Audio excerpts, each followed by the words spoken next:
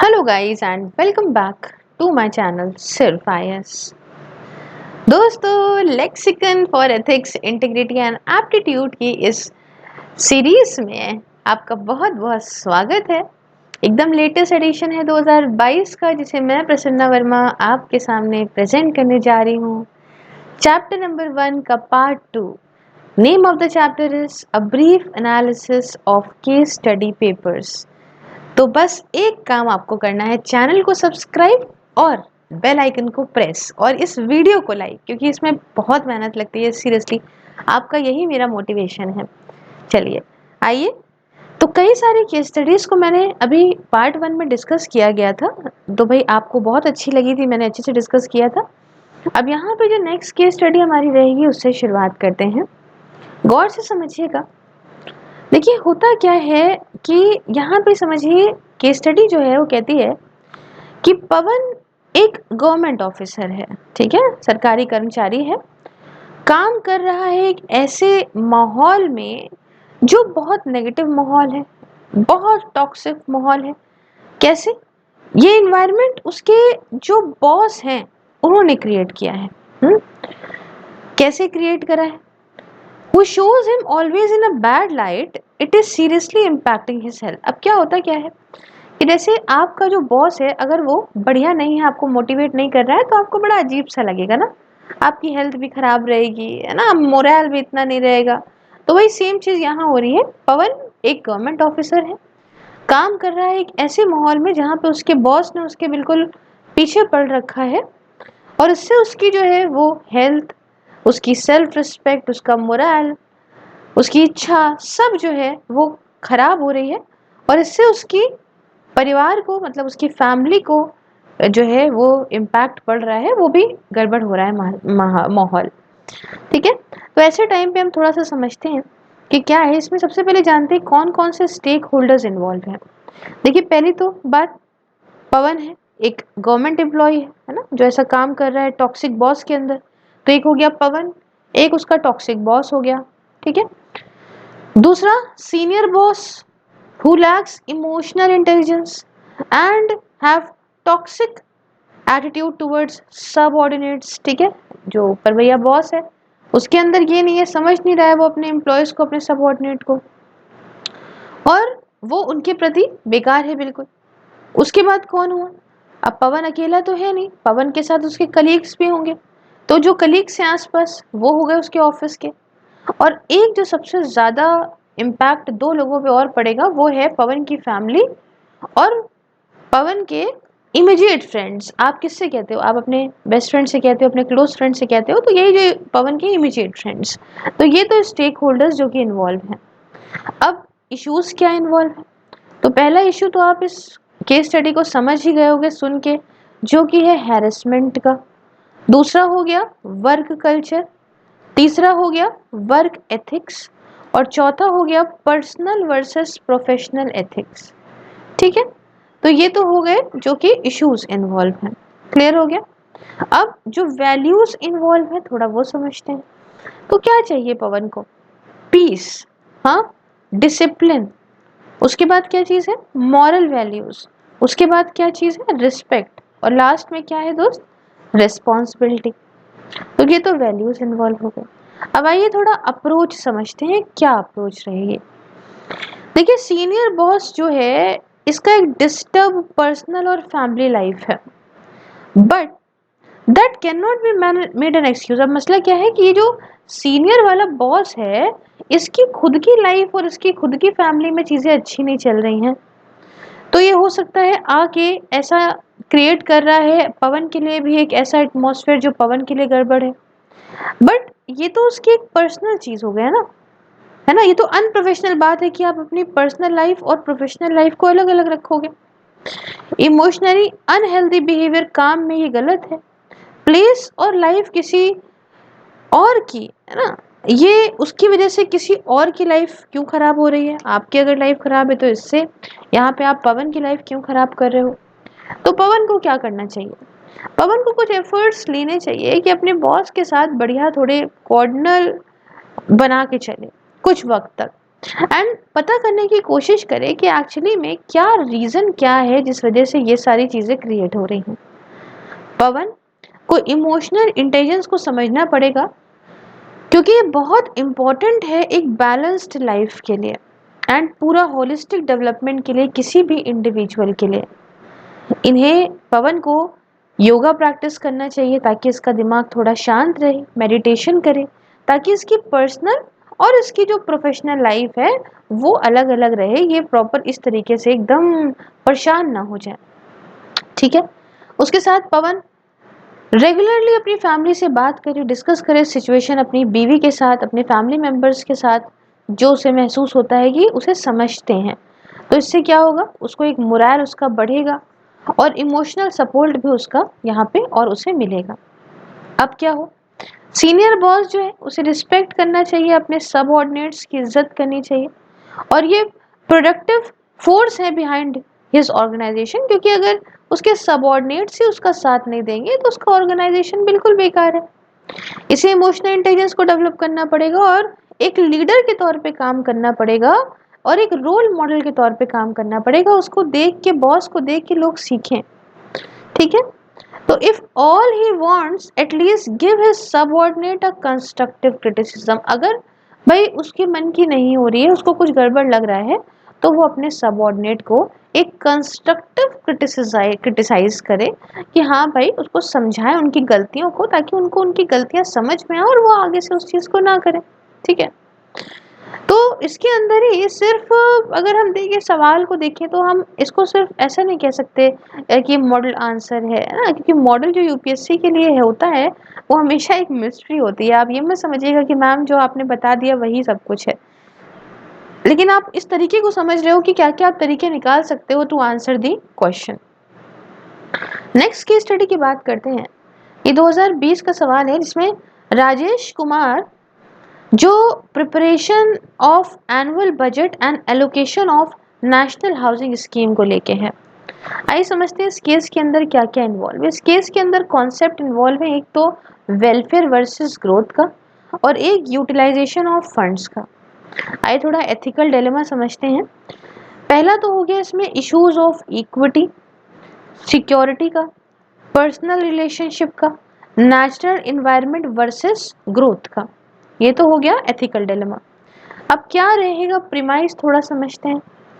देखिए, जो फील्ड है डेवलपमेंट ऑफ एथिक्स की, ये इस सवालों को, इन डिबेट्स को एक्सप्लोर करती है जो रिलेटेड है कि आखिरकार क्या चीज़ अच्छी है for development of societies and of the world and एक good development of an individual के लिए। ठीक है, तो ये तो प्रीमाइस हो गया। स्टेक होल्डर्स कौन होंगे? पहले तो वो लोग जिनको फायदा मिल रहा है इस नेशनल हाउसिंग स्कीम से, दूसरा सीनियर पॉलिटिशियंस हो गए, तीसरा पीएसयूज हो गए और चौथा गैस प्रोजेक्ट और जो भी XYZ MNC है। तो आप कहेंगे मैम अप्रोच क्या रहेगी इसके अंदर? अप्रोच इसके अंदर ये रहेगी कि पहले पार्ट में आंसर के जो वेलफेयर है मार्जिनल लोगों का, उसे आपको डिस्कस करना है कि भाई हाउसिंग, घर उनकी बेसिक एक असेंशियल ज़रूरत है एंड ये राइट है किसी गरीब आदमी का कि उसके सर पे छत हो। इसके बाद क्या नीड है डेवलपमेंट की हमारे देश में, इसको आपको प्रॉपर मेंशन करना है कि भाई इकोनॉमिक प्रॉस्पेरिटी, फ्यूचर ग्रोथ के लिए ये बहुत ज़रूरी है। अब आंसर को सपोर्ट करने के लिए अगर फंड रीशफल की ज़रूरत है तो आपको उस तरीके से लिखना पड़ेगा। इस केस में डेवलपमेंट स्पेशल इकोनॉमिक जोन का और गैस ग्रिड प्लांट के कंस्ट्रक्शन का ज़रूरी है। अब बाकी उस समय अगर पैसे वगैरह की बात है तो आप पैसे लिखिए। उसके बाद आंसर को अच्छे से आप इवैल्यूएट करेंगे, ठीक है ना। ऐसे ऑप्शंस जो भी आपके पास अवेलेबल हैं फाइनेंशियल एडवाइजर के पास, उस तरीके से आप प्रॉपर इवैल्यूएट करिए with discussing the ethical issues जो इसके अंदर इन्वॉल्व है। जैसे मान लीजिए कि अगर मान लीजिए फाइनेंशियल एडवाइजर जो है यहाँ पे अभी मान लीजिए फाइनेंस में अगर ये फंड डाइवर्ट हो जाते हैं तो ये क्या होगा, अगेंस्ट होगा इक्विटी के और कंसर्न्स के मार्जिनल पॉपुलेशन की, और यही वजह होगी जिससे रूलिंग पार्टी की जो रेपुटेशन है वो भी खराब होगी, जिसकी वजह से आगे आने वाले इलेक्शन में उन्हें लॉस हो सकता है। दूसरी तरफ अगर ये फंड को डाइवर्ट नहीं करते तो इंटरनेशनल रेपुटेशन उनकी खराब होगी, इज ऑन स्टेक, जो मैं अब मतलब वो जो आगे खराब होगी वो अलग की बात है। दूसरा, एडवाइजर रीएलोकेट कर सकता है सफिशिएंट अमाउंट ऑफ फंड्स को डेवलपमेंट प्रोजेक्ट्स के लिए for the present budgetary allocation, and बाकी का जो है वो हो सकता है कि यूज होता रहे घरों वगैरह को बनाने में अंडर NHM स्कीम। और तीसरी बात कि रिजाइन ऑप्शन तो बिल्कुल लीस्ट डिस्कस करिएगा, क्योंकि प्रॉब्लम को फेस करना जरूरी होता है, सोल्यूशन निकालना, ना कि उस प्रॉब्लम से भागना। क्लियर? आइए नेक्स्ट हमारी जो केस स्टडी है उसकी तरफ बढ़ते हैं। केस स्टडी में यहाँ पे एक चेयरमैन है भारत मिसाइल्स लिमिटेड के, और एक्सपोर्ट की बात हो रही है डिफेंस इक्विपमेंट की। 2020 का सवाल बहुत लंबा, लेकिन शॉर्ट में मैं आपको यहाँ बता रही हूँ।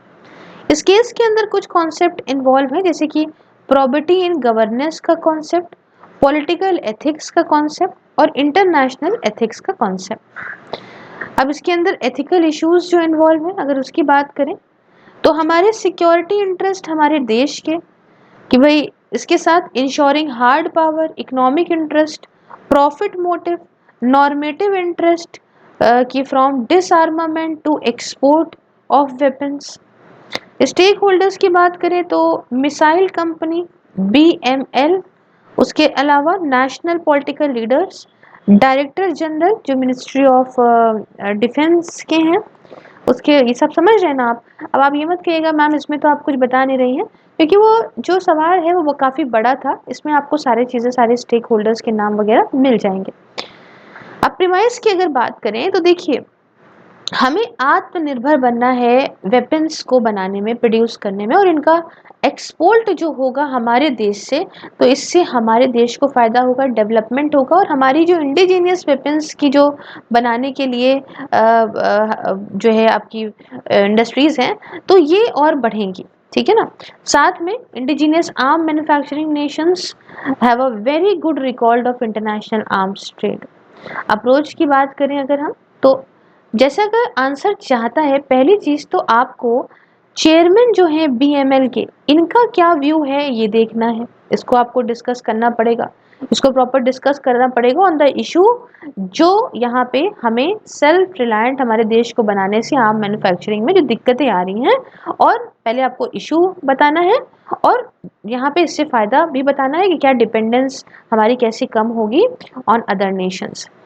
उसके बाद बात आती है एथिकल इश्यूज जो इन्वॉल्व होंगे इस केस के अंदर, उसे आपको डिस्कस करना है प्रॉपर डिटेल में, जैसे कि चेयरमैन का व्यू कि वो कितना सपोर्ट करते हैं आर्म्स ट्रेड को, कैसे नेशन और इससे आगे बढ़ेगा, उसके अलीज आगे बढ़ेंगे, और हम अपना डेटरेंस बना सकते हैं, डरा सकते हैं, अपने आप को डिफेंड कर सकते हैं against the aggression, and region की स्टेबिलिटी को, पीसफुल कॉन्फ्लिक्ट रेजोल्यूशन को और आर्म्स कंट्रोल को प्रमोट कर सकते हैं।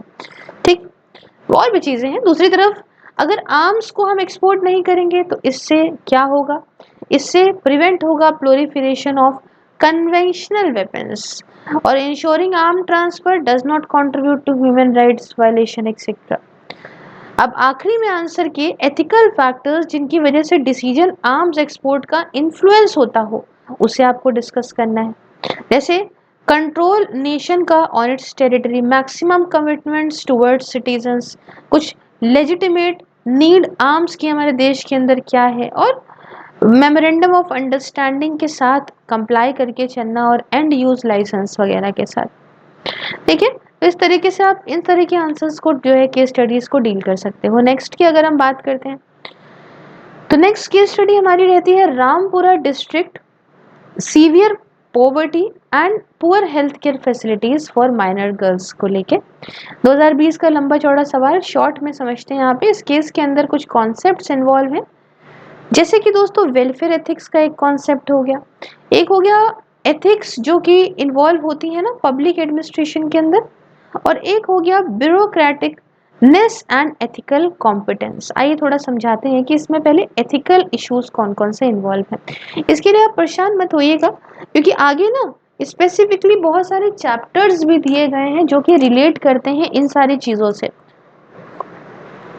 तो आपको खैर इतनी चिंता करने की ज़रूरत नहीं पड़ेगी कि मैम कुछ बहुत नया बता रही हैं। अब एथिकल इश्यूज की अगर बात करूं तो नेग्लेक्ट रीजन का बाय गवर्नमेंट, पहली चीज तो सरकार ऐसे रीजन पे ध्यान नहीं दे रही जहाँ गरीबी बढ़ रही है। दूसरा कि पॉलिटिकल विल नहीं है, नो पॉलिटिकल विल, इच्छा ही नहीं है नेताओं की कि वो ऐसे जो है इलाकों में ध्यान दें। लो लेवल ऑफ प्रोएक्टिवनेस है, लोग उठ के इसके लिए कुछ काम नहीं करना चाहते। एनजीओज बढ़िया काम नहीं कर रहे हैं। चाइल्ड लेबर और एक्सप्लॉयटेशन है बाय लेबर कॉन्ट्रैक्टर्स वगैरह। तो ये सारी चीज़ें ये यहाँ इन्वॉल्व हैं। स्टेक होल्डर्स क्या है अगर मैं आपको बात बताऊं तो सबसे पहले तो आप यहाँ पे देख सकते हैं माइनर गर्ल्स इस ट्राइबल एरिया की, लेबर कॉन्ट्रैक्टर्स जो यहाँ एक्सप्लॉयटेशन कर रहे हैं, एनजीओज जो इस डिस्ट्रिक्ट के हैं, और खास तौर से डिस्ट्रिक्ट कलेक्टर, उसके सामने भी तो सब कुछ है ना। आइए थोड़ा प्रीमाइस समझते हैं। देखिए ये जो रीजन है इसका जो पिछड़ापन है, बैकवर्डनेस है, इसकी वजह से क्या हो रहा है कि माइग्रेशन हो रहा है इस एरिया में, लोग यहाँ से जा रहे हैं और लेबर कॉन्ट्रैक्टर्स माइनर रग्स, भाई आदमी चले गए बाहर काम करने, और जो माइनर गर्ल्स बची 18 साल से कम उम्र की उनको लेबर कॉन्ट्रैक्टर्स जो है अब इनसे काम करा रहे हैं, कम दाम देके एक्सप्लॉइट कर रहे हैं, और साथ में लोकल जो बच्चे उनसे काम करवा रहे हैं। वेलफेयर स्कीम जो सरकार के द्वारा इस एरिया में है उससे ट्राइबल की पॉपुलेशन अपलिफ्ट नहीं हो पा रही है, इन सब चीज़ों से ऊपर नहीं उठ पा रहे हैं। तो ये तो हो गए हमारे जो कि एथिकल इश्यूज इन्वॉल्व थे, और सॉरी जो प्रीमाइस थी इसकी, समझे। अब अप्रोच क्या रहेगी, अप्रोच ये रहेगी कि सवाल कहता है कि भाई देखो, सवाल से आपको क्या लग रहा है कि क्या आखिरकार कदम उठाए डिस्ट्रिक्ट कलेक्टर। सवाल पूरा नहीं है ना इसके अंदर, इसलिए आप परेशान मत होइएगा, मैं बता रही हूँ इसमें पूरा सवाल क्या था, आप स्टेक होल्डर से अंदाजा लगाइए। तो डिस्ट्रिक्ट कलेक्टर जो है क्या आखिरकार कदम उठाए जिससे जो ट्राइबल्स हैं उनकी कंडीशन बेहतर हो सके रामपुर डिस्ट्रिक्ट के एरिया में। तो पहला कदम तो ये उठा सकता है कि भाई जो माइनर गर्ल्स फंसी हैं इसमें उनको बाहर निकाला जाए, उनको रिहैबिलिटेट किया जाए, अच्छी हेल्थ केयर फैसिलिटीज़ दी जाए, अच्छी एजुकेशन दी जाए, वोकेशनल ट्रेनिंग हो लोकल्स वगैरह के लिए, और इंफ्रास्ट्रक्चर को और इकोनॉमी को अच्छा किया जाए इस डिस्ट्रिक्ट के अंदर। उसके लिए एग्रीकल्चर का मॉडर्नाइजेशन किया जाए, एक अच्छी वाटर हार्वेस्टिंग फैसिलिटी हो, मॉडर्न सीड्स और इक्विपमेंट का यूज़ हो, और अच्छी बेटर इंडस्ट्रीज़ को इंस्टॉल करा जाए इस एरिया के अंदर। साथ में जो एनजीओज हैं उनको इन्वॉल्व किया जाए जो एरिया के अंदर हैं, वो ज़्यादा रिस्पॉन्सिबल हैं, और जो भी कदम उठाए जा रहे हैं इस एरिया के अंदर उनको प्रॉपर मॉनिटर किया जाए। ठीक है, तो ये हमने इस सवाल और इस तरह की केस स्टडी के बारे में डिस्कस करा। नेक्स्ट केस स्टडी हमारे municipal commissioner of a large city and collapse of a huge multipurpose mall को लेके है। ठीक है ना, काफ़ी बड़ा लंबा चौड़ा क्वेश्चन, लेकिन जो सार आप समझिए कि म्युनिसिपल कमिश्नर है एक बहुत बड़ी सिटी के, और एक बहुत बड़ा मल्टीपर्पस मॉल जो है इस एरिया का वो कोलैप्स हो गया। क्या क्या चीज़ें इसके अंदर इन्वॉल्व है, अगर हम कॉन्सेप्ट तो देखें तो पहला कॉन्सेप्ट इसके अंदर ethics involve in public administration, दूसरा ब्यूरोक्रेटिकनेस एंड एथिकल कॉम्पिटेंस, और तीसरा विसल ब्लोइंग केस। ठीक है, अभी इसके बारे में मैं अभी आपको अच्छे से समझाऊंगी। देखिए एथिकल इश्यूज जो इन्वॉल्व है वो आपको बताती हूँ कि कब ऐसा हो सकता है। ये तभी होगा ना जब बिल्डर और म्युनिसिपल ऑफिसर्स आपस में हाथ मिला लेंगे और सड़ी क्वालिटी का यूज़ करेंगे। उसके बाद क्या इन्वॉल्व है, ऑफिशियल्स को डराना धमकाना और अंडरमाइन करना रूल ऑफ लॉ को, तीसरा करप्ट प्रैक्टिसेस सरकारी कर्मचारियों की, और पॉलिटिकल प्रेशर उन ऑनेस्ट और अपराइट जो सही ऑफिसर्स हैं उनके ऊपर। तो ये सारी कुछ चीज़ें हैं जो एथिकल इश्यूज इन्वॉल्व हैं। आइए स्टेक होल्डर्स की अगर हम बात करें तो इसमें पहला स्टेक होल्डर हो गया म्युनिसिपल कमिश्नर, दूसरा है इसके अंदर रिच अमीर आदमी वेल कनेक्टेड बिल्डर, तीसरा है डेली वेज अर्नर्स, और चौथा स्टेक होल्डर प्रीवियस कमिश्नर्स हैं। ठीक है, अब प्रीमाइस की अगर हम बात करें तो ये जो आपस में नेक्सस बन गया है, जो हाथ मिल गए हैं करप्ट ऑफिशियल और रिच और कनेक्टेड बिल्डर्स के बीच में, सब स्टैंडर्ड मटेरियल का इसी वजह से यूज़ हो रहा है बिल्डिंग्स में, जिसकी वजह से बिल्डिंग्स गिर रही हैं और डेली वेज लेबरर्स की डेथ हो रही है। ठीक है, और करप्ट ऑफिशियल्स अच्छे बिल्कुल नहीं होते सोसाइटी के लिए। अब अप्रोच क्या रहेगी, अप्रोच समझिए यहाँ पे, अप्रोच ये रहेगी कि एथिकल इश्यूज जो कि इन्वॉल्व है इस केस के अंदर उनको पहले लिख लीजिए, है ना, क्योंकि सवाल कह रहा है कि भाई नेक्सस फॉर्मेशन ऑफिशियल बिल्डर के बीच में। उसके बाद आंसर में आप जो है ऑप्शंस जो भी अवेलेबल हैं, अगर आप भाई एक म्यूनिसिपल कमिश्नर हैं तो आपके पास क्या ऑप्शंस अवेलेबल हैं कि अगर आप बिल्डर को फेवर करेंगे इंक्वायरी के अंदर तो ये सेफ रहेगा लेकिन अनएथिकल रहेगा, इससे आपकी दोस्ती तो सलामत रहेगी बट इससे आपको जिंदगी भर एक गिल्ट रहेगा, और ये ऑप्शन आपको लास्ट प्रायोरिटी पे रखना है क्योंकि ये टोटली अनएथिकल है, आपका आंसर खराब कर देगा। दूसरा ऑप्शन आपके पास जो इंपॉर्टेंट बचा वो ये रहा, इंपॉर्टेंट क्या बचा, इंपॉर्टेंट नहीं बचा, दूसरा जो ऑप्शन आपके पास है वो ये है कि आप अपने इससे चुप्पे चाप अपनी दुम बाहर निकाल लीजिए, इन्वेस्टिगेशन से खुद को विड्रॉ कर लीजिए और भाग जाइए अपनी रिस्पॉन्सिबिलिटी से। लेकिन तीसरा ऑप्शन जो आपके पास बचा वो ये है कि आप इम्पार्शियल इंक्वायरी करिए उस बिल्डर के अगेंस्ट जिसने हरकत करी है और प्रीवियस सीनियर ऑफिशियल्स के अगेंस्ट। तो इससे आपको इंटीग्रिटी की तो बहुत ज़रूरत पड़ेगी, करेज होना पड़ेगा, आपको डरना नहीं पड़ेगा कि आगे कॉन्सिक्वेंसेस क्या हो सकते हैं, उसको सब सोच के चलना पड़ेगा क्योंकि आप अगेंस्ट द सिस्टम जाओगे, एथिकल रहोगे और इससे दूसरों के लिए एग्जाम्पल भी सेट करोगे। तो 3 ऑप्शंस हैं जिसमें कि लास्ट ऑप्शन को आपको सबसे ज़्यादा डिस्कस करना है, बाकी सारे ऑप्शंस में तो आपके बिल्कुल नंबर ही कट जाएंगे। आइए नेक्स्ट सवाल की तरफ बढ़ते हैं, ये भी सवाल 2020 का ही है। सवाल ये है कि परमाल मैंने यहाँ पे लिख दिया, I am really sorry for it. Parmal एक छोटा सा डिस्ट्रिक्ट है ट्राइबल पॉपुलेशन का जो, और साथ में अमीरा plastic work causes the development in the area. आइए थोड़ा समझते हैं, लंबा चौड़ा सवाल है लेकिन शॉर्ट में यहाँ पे इस किताब में लिखा है तो हम बताते हैं। इस केस के अंदर कुछ कॉन्सेप्ट इन्वॉल्व है, जैसे कि एथिक्स इन्वॉल्व है सिविल सर्विसेज की, दूसरा कॉर्पोरेट गवर्नेंस CSR, ठीक है, तीसरा रूल्स लॉज और रेगुलेशंस, चौथा स्टेक होल्डर्स, फिर एंटरप्रेन्योर और जो स्टेक होल्डर्स की बात करें तो एक तो एंटरप्रेन्योर हो गया अनिल और इसकी फर्म। अब आप परेशान मत होइएगा मैम यहाँ तो नहीं लिखा है, उस सवाल में लिखा था, तो आपको स्टेक होल्डर्स में बस जिसके जिसके नाम दिख रहे हैं ना और जो जो उनसे रिलेटेड समझ में आते हैं उनके नाम आपको लिखने हैं, ठीक है। और कौन हो सकता है, लोकल्स हो सकते हैं इस अमीरा डिस्ट्रिक्ट के, और कौन हो सकता है, लोकल पॉलिटिशियन और सरकार हो सकती है, तो ये स्टेक होल्डर्स हो। अब प्रीमाइस की अगर मैं बात करूं तो इसके अंदर आपको क्या करना है, केस स्टडी अज्यूम या कंफर्म करती है कि जब से LPG रिफॉर्म्स आए हैं 1991 के बाद, डेवलपमेंट प्रोसेस देश का जो है वो स्टेट से शिफ्ट होकर प्राइवेट हाथों में जा रहा है और प्राइवेट सेक्टर की इंडस्ट्री मदद कर रही है मार्जिनल पॉपुलेशन को अपलिफ्ट करने में इन गांव दराज के एरियाज को हमारे देश के अंदर। अब आप कहेंगे मैम एथिकल इश्यूज क्या इन्वॉल्व है, एथिकल इश्यूज में public private relation, government sector अकेले कुछ नहीं कर सकता, यहाँ पे welfare can not be left with the private sectors only, ये सोच लो कि सिर्फ और सिर्फ वेलफेयर करना प्राइवेट सेक्टर के हाथ में छोड़ दो तो गलत है, क्यों, क्योंकि भाई इनका तो प्रॉफिट मोटिव होता है। लेस अकाउंटेबिलिटी प्राइवेट सेक्टर की है लोकल्स को लेके, ओवर एक्सप्लॉयटेशन हो रहा है लोकल रिसोर्सेज का, और ऐसी कई सारी और चीजें, लेकिन आप इतना मोटा मोटा लिख देंगे तो बहुत होगा।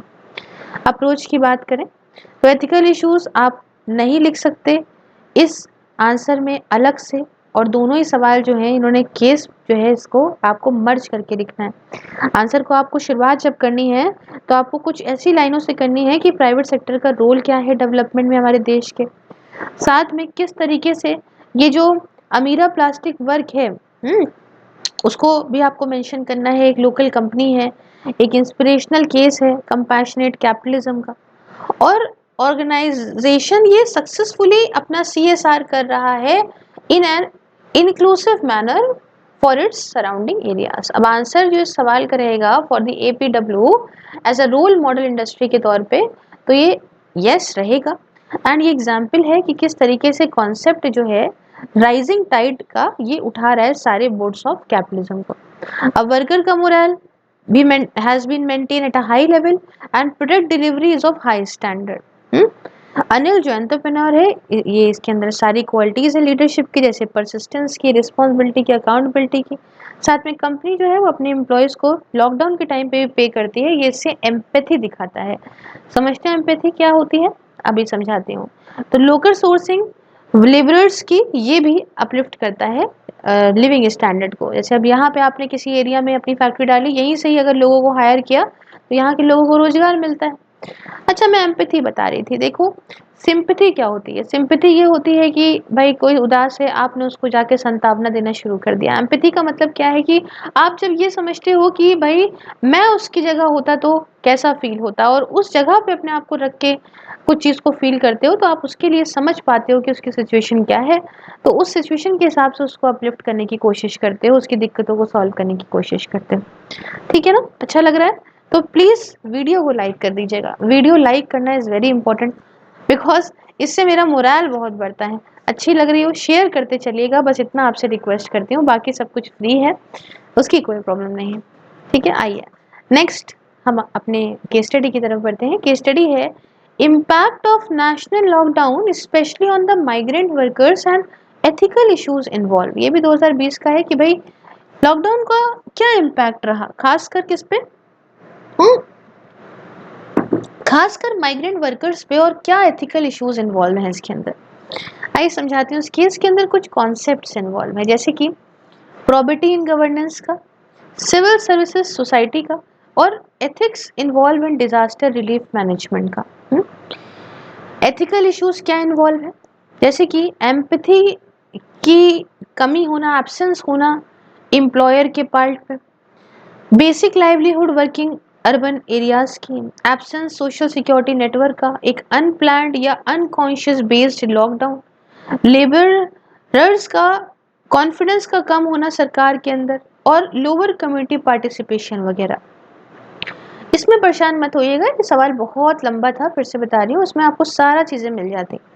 स्टेक होल्डर्स की बात करूँ तो माइग्रेंट लेबरर्स और उनकी फैमिलीज स्टेक होल्डर पहले हो गए, दूसरा एम्प्लॉयर हो गए, तीसरा मीडिया, सरकार, गवर्नमेंट, सिविल सोसाइटीज या ये सब हो गए, और चौथा डिस्ट्रिक्ट डिजास्टर रिलीफ फोर्स। अब आप कहेंगे प्रीमाइस क्या है मैम? देखिए, स्टडी ये अज्यूम करती है कि माइग्रेंट वर्कर्स हमारे देश में एक इम्पोर्टेंट पिलर है इकोनॉमी का, और ये एक बैकबोन है इकोनॉमिक एक्टिविटीज की, और इनकी देख रेख करना बहुत ज़्यादा ज़रूरी है। और जो पैंडमिक है, इसने बहुत पैनिक सोसाइटी में क्रिएट कर दिया, लॉकडाउन को इम्पोज कर दिया गया सिटीजन्स को सेव करने के लिए from getting in contact with the corona virus. तो ये वाली बात हो गई प्रीमाइस। अब आइए मेन चीज़ हम अप्रोच समझते हैं। देखिए, आंसर को आप शुरुआत कर सकते हो कि भाई सबसे पहले तो कोविड-19 के इम्पैक्ट डालोगे देश पे, कितना भयानक रहा इकोनॉमी के लिए। फिर आपको जो शटडाउन है इसका इम्पैक्ट डालना है इकोनॉमिक एक्टिविटी पे, लोअर क्लास पे क्या पड़ा, वर्कर्स पे क्या पड़ा। अब केस स्टडी ने आपसे 3 सवाल पूछे, एक तो एथिकल इश्यूज इन्वॉल्व, दूसरा एथिकल केयर गिविंग, और तीसरा असिस्टेंस बाय सिविल सोसाइटी। तो एथिकल इश्यूज जो भी है इनको आप तो डिस्कस कर चुके।